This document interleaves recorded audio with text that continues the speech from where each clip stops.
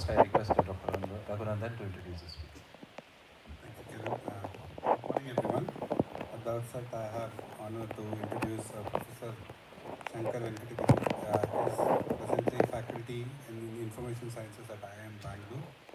He has done honors in mathematics in IIT Kharagpur in 1910.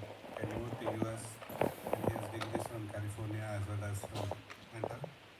And he has done a lot of work in the field. And currently, he's interested in data science, healthcare, and again, both. And he happens to be my brother-in-law also, so it's another. So I think we are honored to have you here, sir. And he has done a lot of online programs. And when we interact, he says he has helped in Coimbatore hospitals building their healthcare system and all. So, and we welcome to this forum. Over to you, Professor Shankar. Can I have the presentation? Yeah. Presentation, please. Okay. Yeah. So while this is being set up, I love interacting with the medical thing. There are three communities that I interact with who I don't want to see you in your chambers. This is one of them. So, and there's the police and then there's judiciary. And I say, it's good to have this social sort of an interaction, but that's where I think our interactions would love to stop. So, all right, healthcare, there are challenges, there are opportunities, and we have a very unique system. And thank you very much for calling me over, and thank you very much. I know that I'm standing between you and lunch, I guess. Well, is this working? Agila.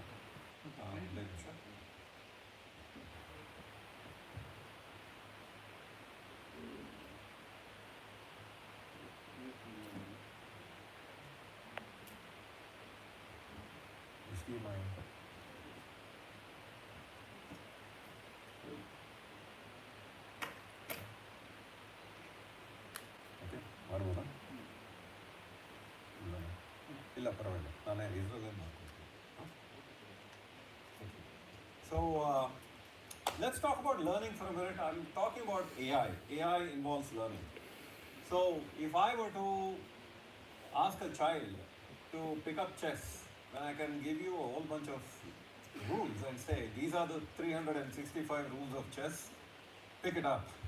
Or what we can do is to say, hang around with the parents, observe, and you'll pick it up. So basically then the child say, okay, this horse looking piece goes this way, whereas the queen looking piece will go this way. Yes?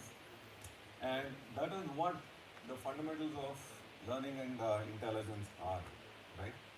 So one other example, let's say that we have to distinguish adults from minors basis the age.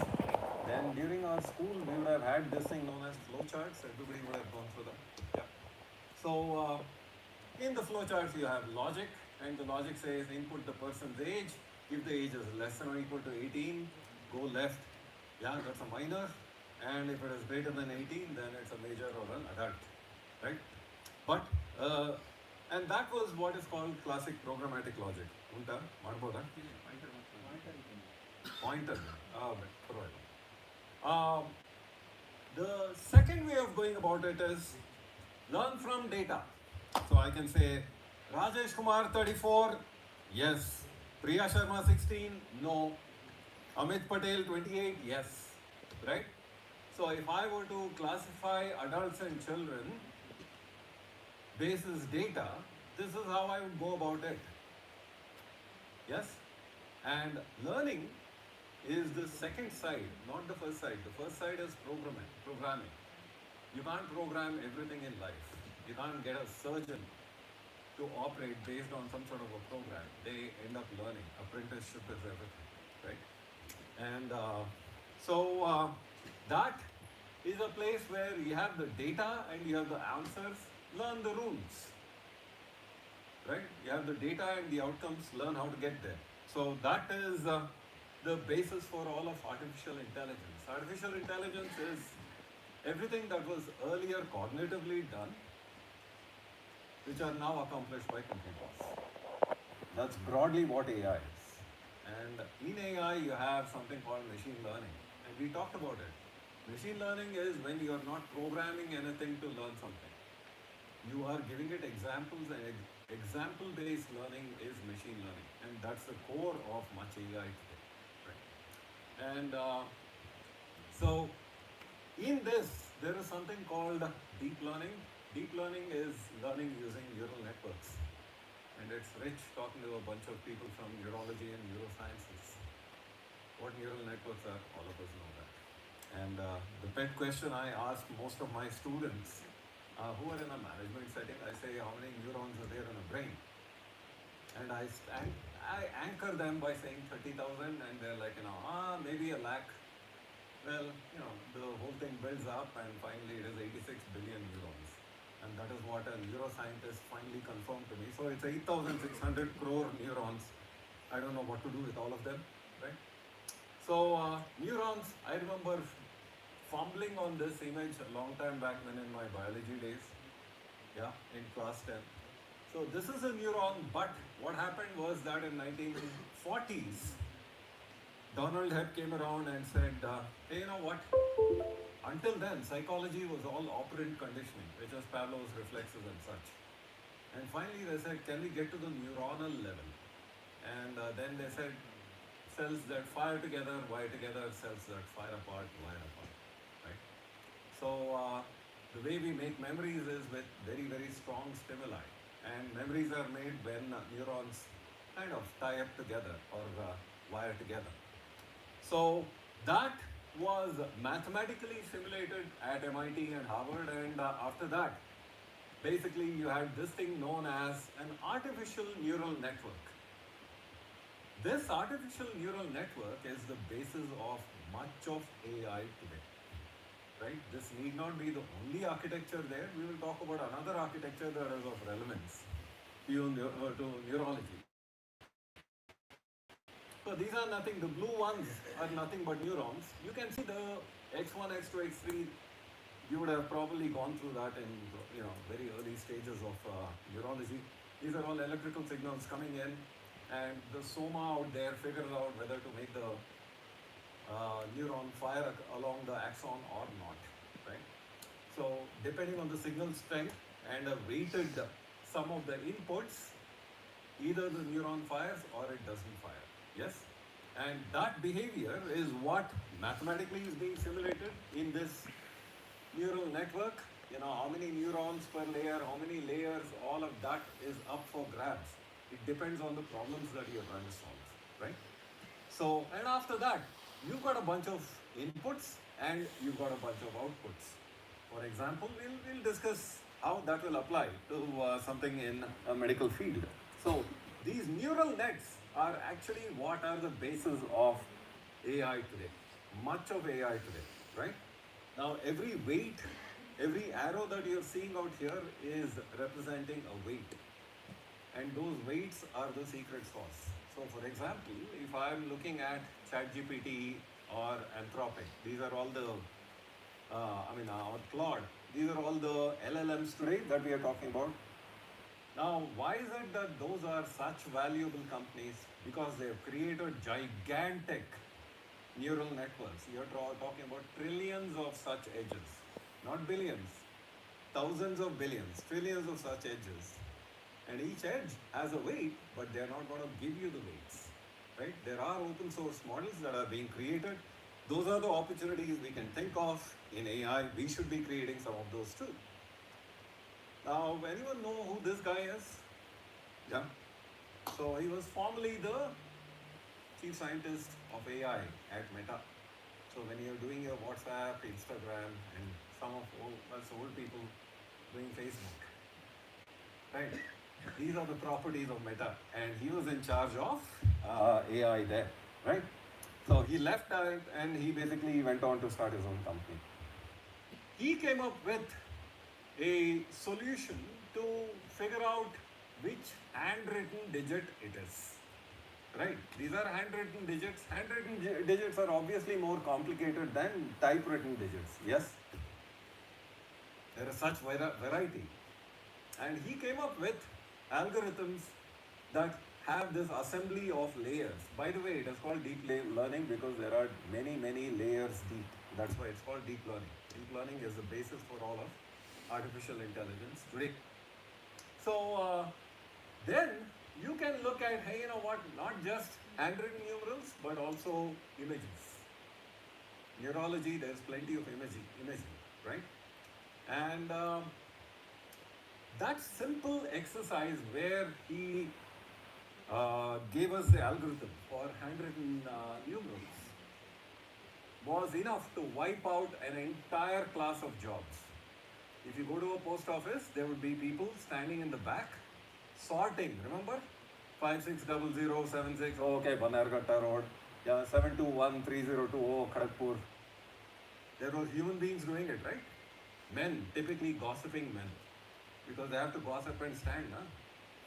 So that job was wiped out. Just by this one algorithm, that job was wiped out. One other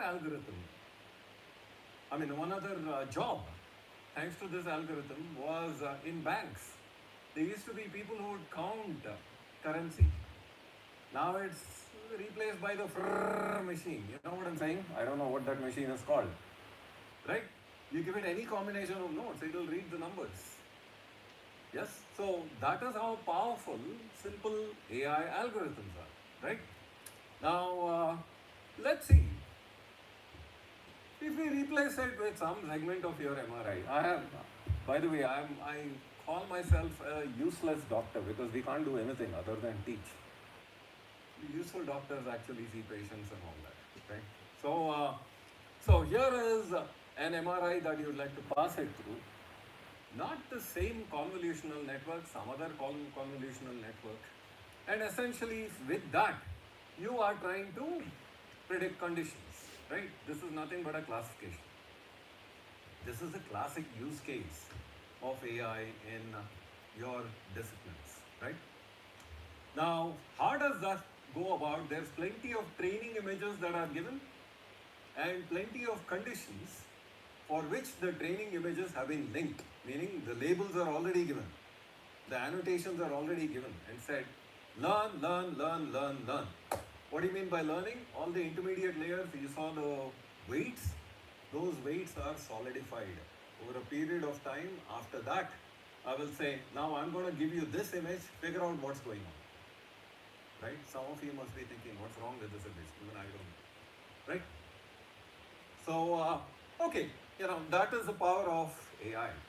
Now, with that power of AI comes a whole lot of speculation. People are going to say, neurology will be finished. Who are the ones saying it? People from IT. So, I'm myself a guy from IT. 6 years before I got into academia, I was in the IT industry. People make all kinds of tall claims. For that, I actually isolated this one video by a neurosurgeon or neurologist, I'm not too sure. Oh, there is no, this thing, I have to connect my, let me make sure that I've hotspotted it. Hopefully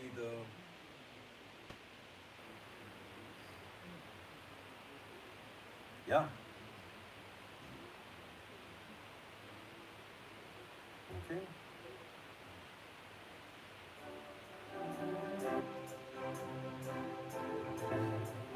This year, the American Academy of Neurology introduced something very interesting into the program, which is a debate that is on the topic of whether robots and artificial intelligence can replace neurologists. This was 5 years ago. And it's not something inconceivable because there are physicians that ultimately will be replaced by artificial intelligence. Those people that are dependent on pattern recognition. So we're seeing it now in such disciplines as radiology, where lesions on chest x-rays are picked up better by artificial intelligence than people reading them. Dermatology, another form of pattern recognition. The fundoscopic examination, electrocardiographic interpretation, one time electroencephalographic interpretation. Those things will be replaced. I mean, there's no reason to have a physician reading over them. Maybe for those that are outliers that look very unusual to have a physician look at them, but otherwise the machine can do it as well, if not better, than a human being. But there's something unique about what neurologists do. And a number of years ago in JAMA Neurology, I wrote a paper entitled Neurologist, the Last Physician Scientist. And in it, what I address is that we are the last physicians that are still performing detailed physical examinations. And there's a reason that we do that, and that is that when we hear someone's story, we generate hypotheses, just like a scientist generates hypotheses based on observations. And those hypotheses are, importantly, where a lesion is located in the central nervous system or the peripheral nervous system. And we test that hypothesis by actually examining the patient. So the examination is a critical component of what we do as neurologists, and it'd be extraordinarily difficult to program a robot to do the types of examinations that we do, which we do with tools that are essentially primitive. A reflex hammer, a pin, a tuning fork. So to me, that, even though I'm a completely disconnected guy, this is going to be very, very hard. Forget about all that. There is the compassion, the empathy that we bring as human beings. I can't imagine a day will come where, I can imagine because of scarcity, availability, access, all of that. But humans are going to be still in the loop of your discipline, and I'm convinced of that. Now, I'd like for us to understand that all of AI depends on how much data we have, organized data we have, right? And that is the one thing where India pretty much sucks. We don't have, consortiums working on putting together data. If it is put together, then people don't have access to it, as much access to it as is desirable. It's all in pockets. So this is a case, it's not a medical case, it's a business case that I wrote about a company called Suki AI. Have you heard of Suki AI? Anyone in the audience?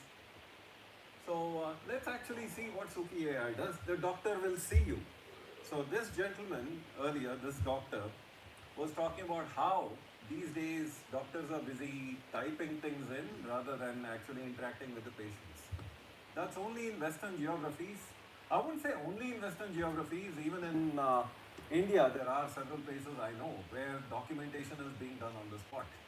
Dr. Devi is in Bangalore. So, Narayana Health, I can see whenever I go to an eye checkup or something like that, the doctor is actually doing that.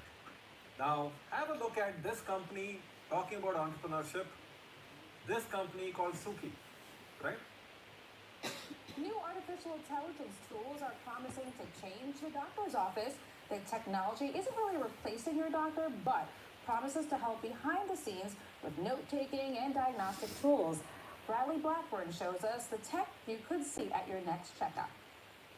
This is an AI system that's going to be listening to us, and it's going to be scribing the notes. Right on his phone, Dr. Robin Baradarian is running a high-tech tool called Suki AI. Any family history of any problems? While he talks with patient Michelle Barone in an exam, I feel burning up. Sometimes I can feel it in my ears. Suki takes notes, letting the doctor focus on her. I remember going to doctors, their back was turned as they were trying to write notes down, looking at the computer. It's not personable. It helps you concentrate on the important aspects of being a doctor. Suki does more than transcribe. It can summarize a visit, update billing records, and even give a second opinion, all for a few $100 per doctor per month. That's the AI that's listening. The company's founder and CEO, Puneet Soni, led us to a simulation to see how it works. I'm having some pain in my lower back. It started about a week ago. Creating a detailed clinical note with recommendations. It happens almost instantaneously. 10 to 15 seconds at best, right? Everything along here, it says, Tap to accept, so the doctor has to verify that that's accurate. right. Years ago, the former Google engineer recognized how AI could reshape medicine. Suki's promise is not that it's going to replace doctors. It's that if you combine an AI like Suki with a doctor, they're going to be better than almost any doctor in the world. at treating you. It's also a treatment for doctors who've long been burned out by paperwork. Dr. Baradarian was spending up to 8 hours a week on non-clinical work. I know this is the future of medicine. It actually has a very beneficial role in bringing back the rapport and the relationship between patients and the physician. Okay. First question for you, where is Suki being created as a platform? Bangalore, of course. Yeah, I mean, we should be happy, man. So, I mean, how else will I have access to that? It turns out that one of my former students 20 years ago was the VP of product engineering, a guy called Prashant Belwadi.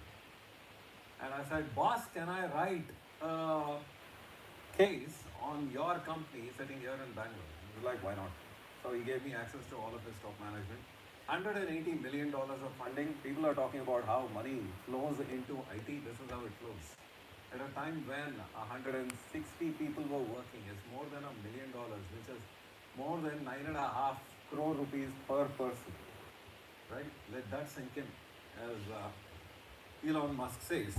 So they have created technology. They are in 300 out of the 900 hospital systems in the United States. This is Suki. So what then happens is that the doctor actually engages in a discussion.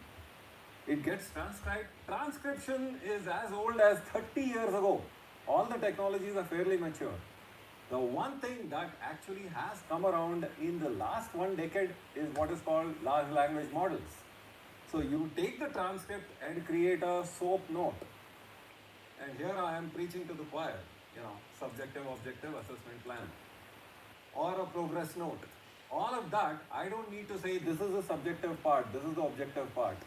The intelligence is there in the LLM to manage that, provided you teach the artificial intelligence, look beta, take this transcript, I'd like this to be the output, and do that for about 20,000 such consultations. It learns. And once it has learned, these guys have gone commercial and they're doing fairly well. Rumored to have $50 million of business every year. Now, speaking of entrepreneurship, these are the people. This is how you create entrepreneurships in something as complicated as medicine. You need to have medical people. And if you were to look at it, Dr. Erin Baum, who has actually worked with Dr. Dr. Devi Shetty at Narayana. She's a trauma surgeon. And Dr. Harpreet Mahal, she has Harpreet Mahal as Rishi Sunak, which is second generation American. So, and she is an ICU, so an intensivist. So, these are the kinds of people that have brought this technology together from the clinical end. If you're creating clinical technologies, bring clinicians along onto your entrepreneurship. Don't just bring in a doctor naam ke vaste, right? These are the people who actually took out the outputs and validated it, and that is how they built their technology, right? And of course, there is Shrikant Belwadi. He's the guy I interviewed long time back, 20 years ago, to get into one of our programs, right? Akshay Kore, product designer and all this. This is the team that created it. Now, this is how it all looks, yeah. So, given that this is a non-technical audience, I'll be quick about it. What are all the things? It can ambiently summarize, which means that you keep the phone out there and the summary of the conversation has happened. But not only has the summary happened, it goes into an EHR. So you're not busy typing. So there is a Fortune article out there saying death by 1,000 clicks. Because people are dying, literally. Doctors have a 2x rate of committing suicide in the West, right, than the regular population. They're just dying because of documentation. And this is actually going ahead and getting down. Voice commands, give me the patient's vitals, medical dictation, right? So the patient is exhibiting the signs of etc. Yeah, and medical coding, which is a pain. You get the wrong code, and then after that you have to wait for the insurance company to come back and say, we are not going to settle your bill. Go ahead and change it. So these are all the things. Why is it not doing diagnostics? This is the United States. Anything that does anything close to diagnostics should be considered as a device, and it will go through the FDA approval, which is going to be 7.5 years or 8 years. So they're basically saying, we won't touch diagnostics. We will do all the administrative workflows. Yes, including billing and all of that. So what has India got over and above the United States? We can do diagnostics. There is nothing against it. Yes, regulatorily there is nothing against looking at diagnostics but not acting on it. Yes. So this is the architecture, and there's something called a knowledge graph. And the knowledge graph is a graph like this, you know. So bed number 25 is located in neurology. It's a part of Meridian Multi-Specialty Hospital. This is what is called a knowledge graph, right? So knowledge graphs are critical to the way hospital data should be represented. It should not be represented in your Oracle-like databases where you have one row after another, right? So that's the fundamental difference. Suki works on that. And if I were to ask a query, I can say, give me everything you know about a patient. It will give me a nice, beautiful graph. Right? It says, okay, Dr. Arav Sharma is treating inpatient 1 who's admitted to bed number 1 in neurology, has allergy to penicillin, etc., etc. Right? It creates a picture. Now, this is what is critically required for a doctor to rely on technology. So this is Dr. Harpreet Patel, and she basically says that, if I have to be looking at a patient, just an audio description of what is happening there is not enough. I need to know who the patient is. And to know who the patient is through the technology, you need to have that knowledge graph, right? And she basically says, once you factor in the patient's context and history, you're at the level at a patient-clinician interaction, right? These are all things. For example, I ask regular students, how many of you have doctors that greet you not just with a smile, but say, the last time you came in with this thing, right? And that's nothing but a preclinical charting. That preclinical charting is something that every doctor in this room would appreciate. But that takes a lot of effort today. Whereas all you have to do is to say, hey Suki, who is this guy? And it will summarize it for you. This is the beauty of AI. Yes? And how will it summarize? Through the electronic health record. Where is the challenge for India in electronic health records? There are 500 EHR systems in India. Why? Somebody's bhanja ka beta actually went ahead and said, chalo, banate EHR aapke hospital ko. Right, and what will the EHR typically handle? OPDs. Why? IPDs is extremely complex, right? So who wants to handle IPD data? There are 55 different types of cancer and 45 different types of protocols. Nobody knows. Yes? Whereas what is it like in the West? If you're looking, I'll just wrap up. If you're looking at something like an Epic, then it has got all of that figured out. And in the United States, something around 2007 or 8, the US set aside $35 billion for all hospitals to have EHRs that were certified by the government and interoperable. Picture abhi baki hai.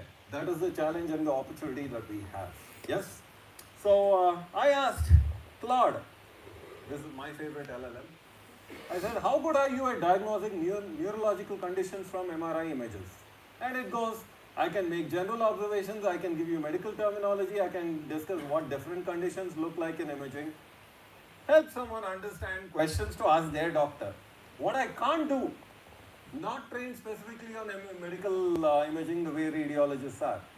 Nobody is at any kind of a risk of losing their job with LLMs, right? Or with AI. Subtle findings, so on and so forth. Getting this wrong has real stakes. Misfinding will basically be fatal, right? So, and this is also kind of endorsed by Dr. Erin Palm. She says, look, people are talking about how doctors are worse off than AI in certain circumstances and all that. She says, when such tests are done of AI, the data has been finally curated. Differential diagnoses have been supplied. So, and after that, you actually pit a human doctor against an LLM, and you come out, run off with some easy success, whereas that is not the truth. Yeah? What real doctors do is they have to constantly filter. They can even figure out from smell that something could be going wrong. Yeah? So it's much more complicated to be a doctor than what tech companies think, right? So in conclusion, there is a wonderful paper, 2025, Human AI Collectives Must Most Accurately Diagnose. So basically they are saying, humans alone, AI alone, won't do the trick. Humans and AI together, and they have obviously given a way in which, this is a proceeding of National Academy of Sciences. They've basically given a way with which you can outdo both humans and AI separately. So with that I stop. Thank you very much.